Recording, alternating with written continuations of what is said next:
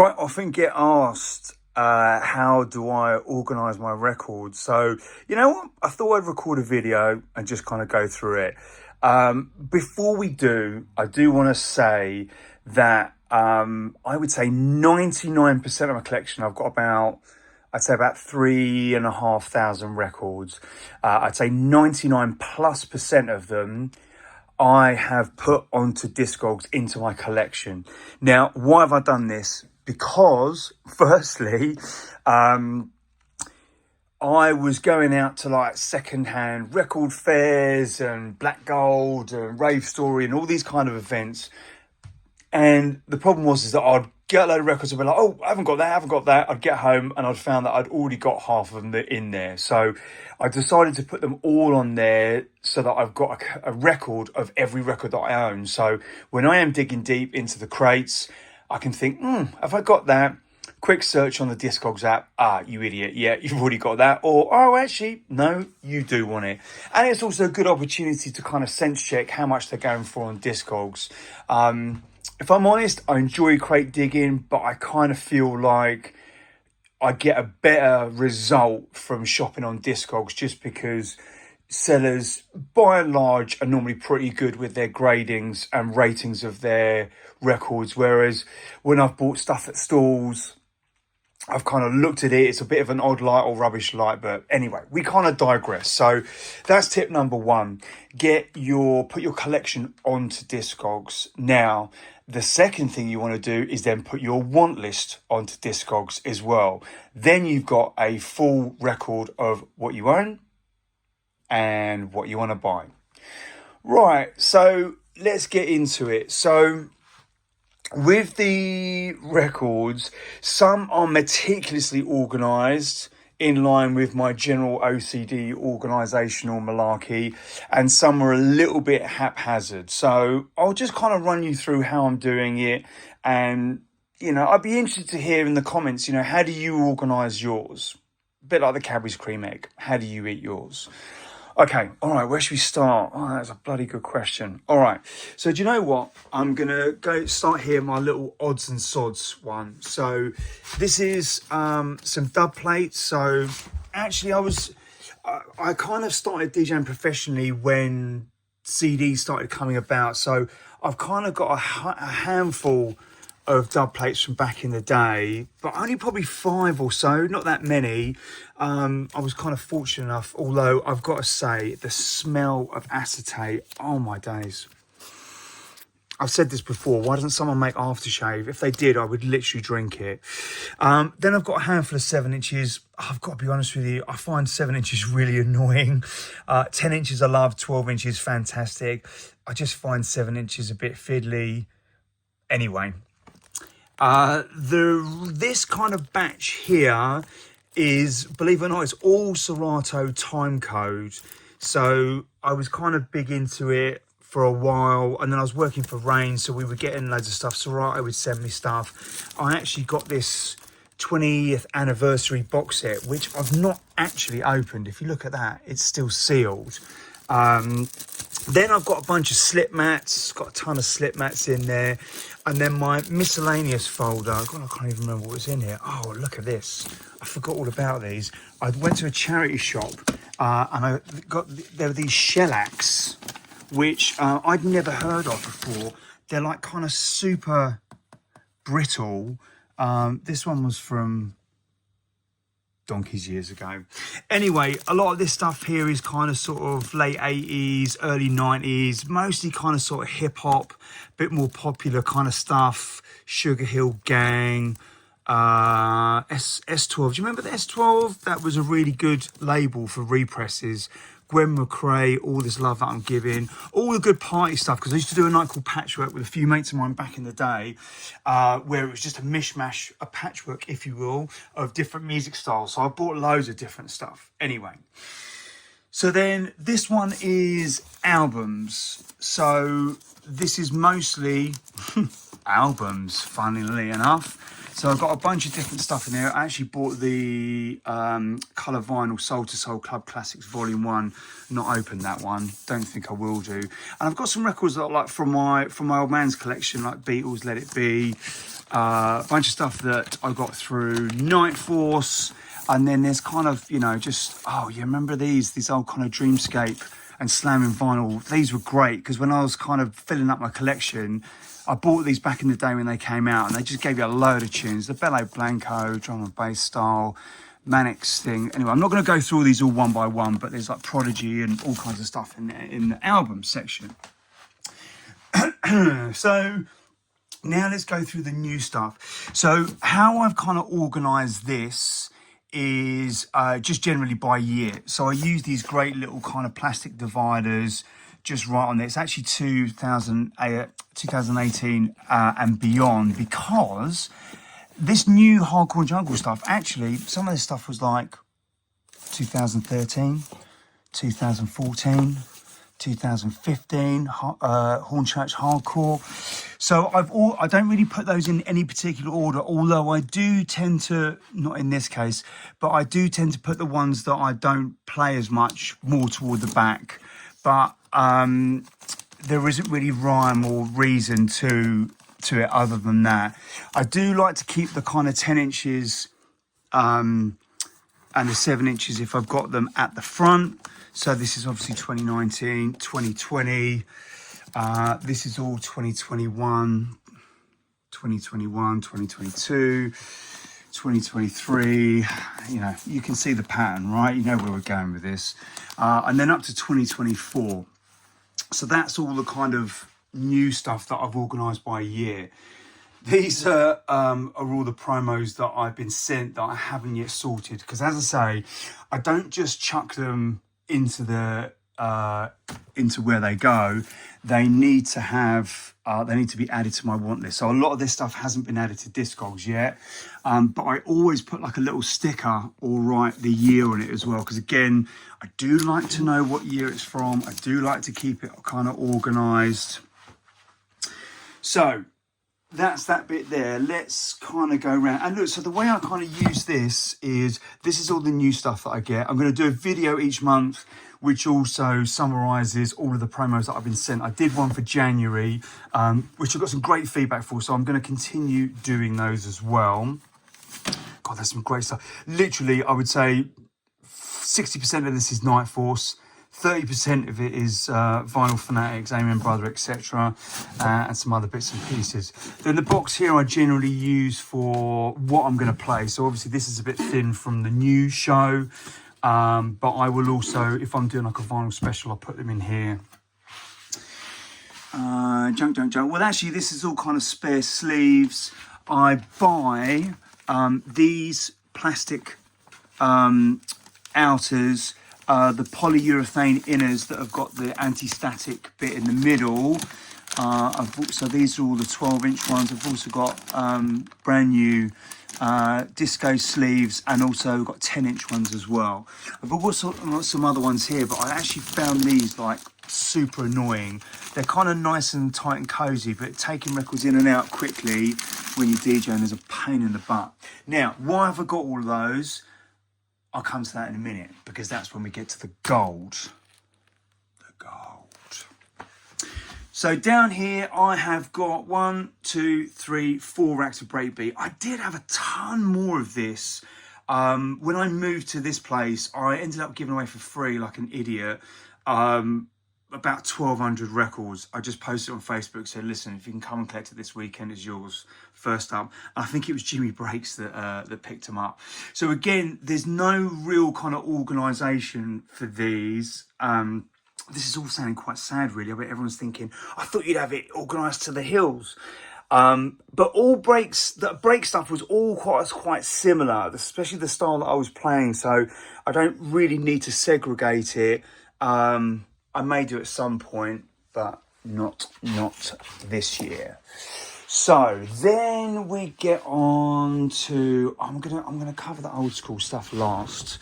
So then I've got all drum and bass down here. So this is really anything from sort of 97, I think 99 that is. Yeah, so I have organised this by year. So again, I'll put that little sticker on there. 2008, you know, we're kind of going up. That hasn't got it. That makes me feel uncomfortable. 2003, that's out of order. Right, I'm going to stop looking here because my OCD is kicking in. That should all be in year order. This stuff here is all the records that I released on my label. So Menu Music was a label I did with Terry from Atomic Hooligan. So each sealed pack, I took one test press and one release and just sealed it, and they've never been played, never been touched. So that's every release on Menu. So I think we did 13 full releases, and then there was one TP number 14 that never made it. And then I started another label on my own called Subslayers around 2012-ish. I did 4 vinyl releases, but unfortunately at that point the arse really fell out within our scene of vinyl, and CD and digital really took. So I was only selling like, I don't know, I think the last one sold probably 150 or something. It was really, really low. So then there's kind of a mishmash of box sets. Some paperwork has managed to get its way in here. These all here are records that I've got for sale. So I've got like a mad selection. My mate Klaus Heavyweight Hill gave me a load of these, basically like kind of goth death metal stuff from like the 80s and 90s. Sorry, the 80s, and I think from the 70s, AC/DC. But you would not believe how much money these go for. It is absolutely insane. But look at the artwork on some of these. These are obviously just kind of hand drawn, right? This was, I don't know, whatever year it was, probably 80 something or other. But these kind of look like rave flyers, right? This is like a death metal album. I mean, that kind of looks a bit weird. Iron Maiden classic. So yeah, Sacred Reich. I mean, yeah, there's some odd stuff in here. So this is all stuff I got for sale. So I have kind of split this up into like, you know, death metal, breakbeat, and miscellaneous, which is kind of sort of electro and whatnot, and then drum and bass. Actually, Klaus used to work at Main Source. He was the main PR guy there for years. So I got a load of test presses of like Moving Shadow from that era, a lot of Hospital, Clue, Certificate 18, all that kind of stuff. And then here, so this bit in the middle is kind of the bits that are from my collection that I'm selling. Again, it is kind of split into genre. Garage, this is kind of sort of like your early Todd Edwards sort of 4/4 US garage into like the more kind of two-step stuff. That was where I kind of started my kind of DJing out was that really. And then I started incorporating breakbeat into it and moved into breakbeat as I kind of discovered it.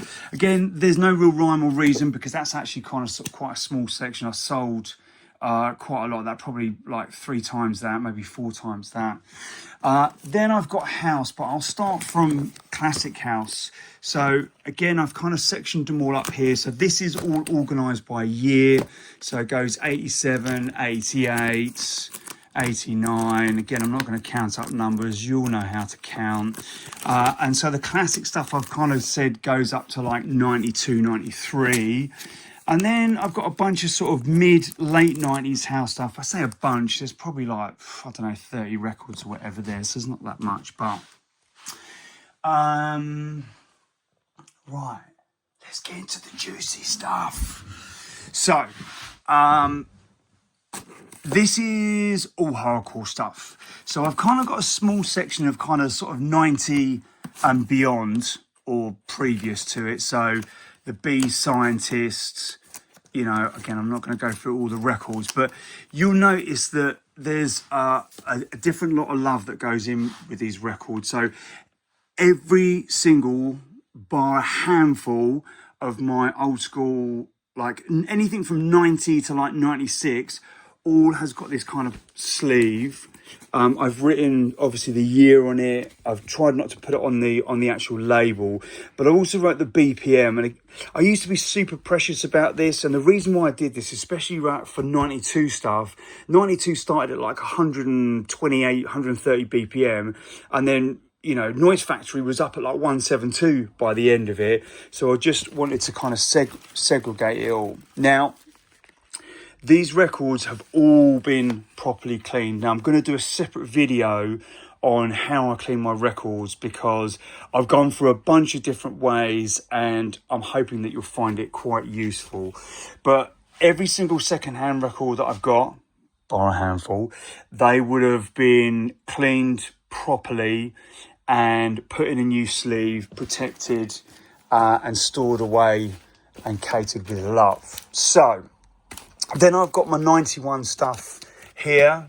So again, there's not actually that much, really. I really need to kind of bolster that up a little bit. And again, I've just gone by year.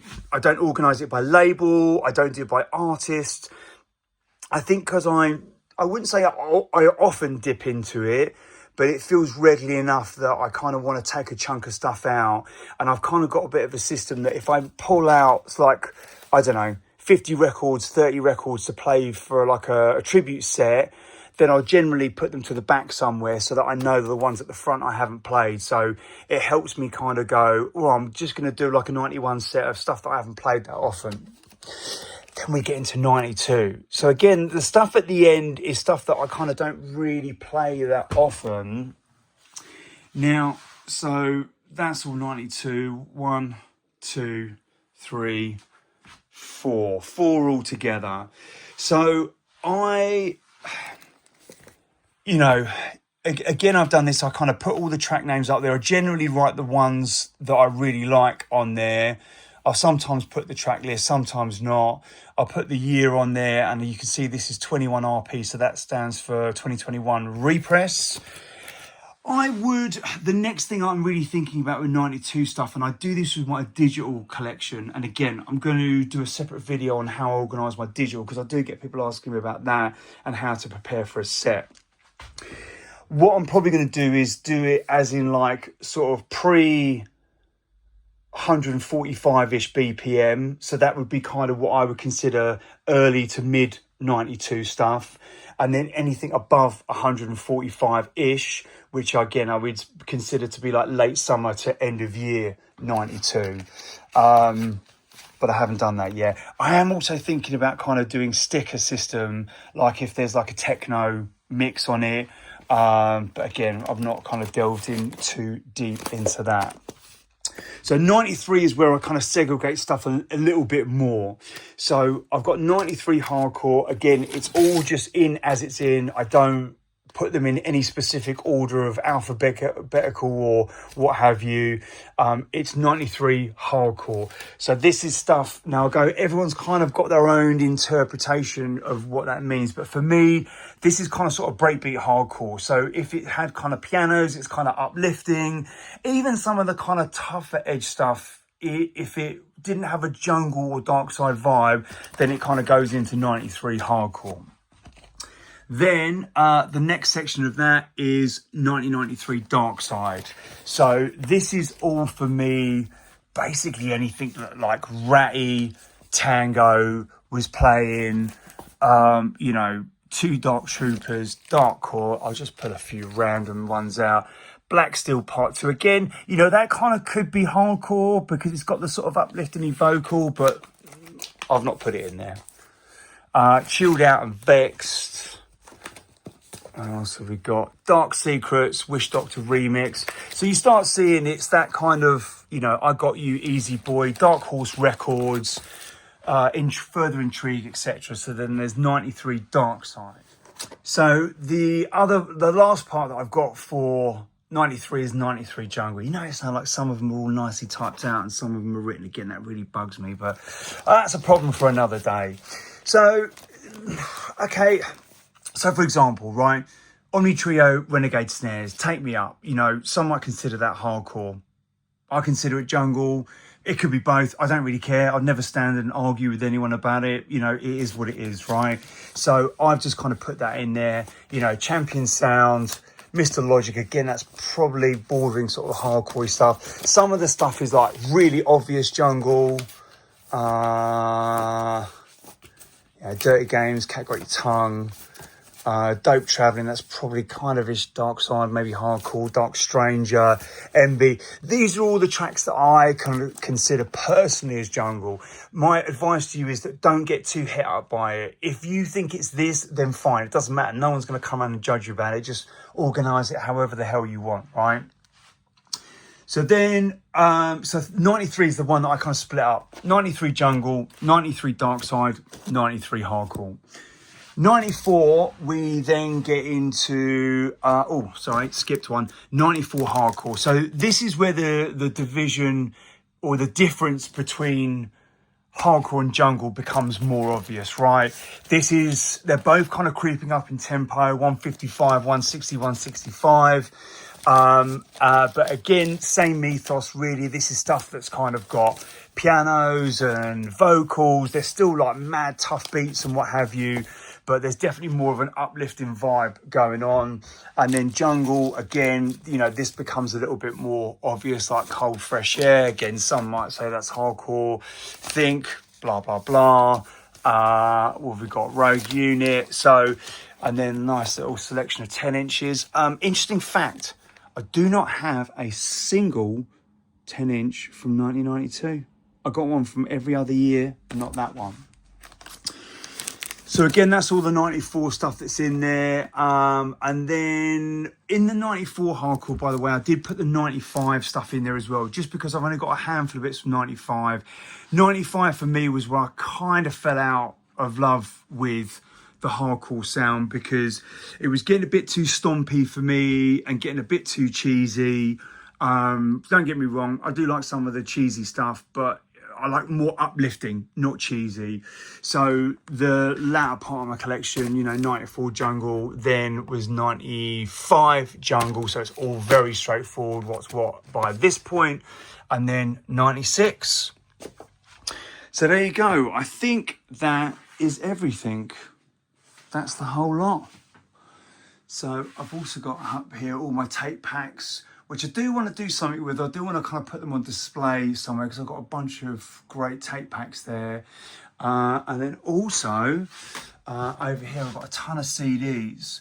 So there's just literally loads of kind of old school and jungle CDs, loads of drum and bass CDs. I got really into my drum and bass again around sort of 2000. Bad Company, Inside the Machine, absolutely like the most ultimate driving CD that is. And then a real mishmash of kind of sort of, you know, breakbeat, there's garagey bits in there, bit of everything going on in there. And then actually, do you know what? We should have someone look at these, because these are, trying to trash the place. These are mixed CDs that my mate designed these. So these were during the breakbeat scene. Actually, this was a garage one, but look how kind of professional that looks like. That was printed at home. Another one, I was known as DJ Cunning then, UK Breaks Garage, because I was doing breakbeat and garage. This was a house mix that I did. House Sessions #2. That's the same one. Pressure Breaks. These mixes that I did, again, like they look super pro, but I just burnt these at home and they were stickers, like you can see, like it's just a thingy. But I did these as promotional things, but they became like really popular, and I did quite a few of them. Do you know what? I'll have a dig through those proper in another video. What was that one? Underground Garage, but it had a techno label on it. Yeah, okay, so there you go. That's everything. I hope that answers a load of questions, give you some inspiration. I would love to hear down there in the comments about how you organise yours. And maybe I might be inspired by you.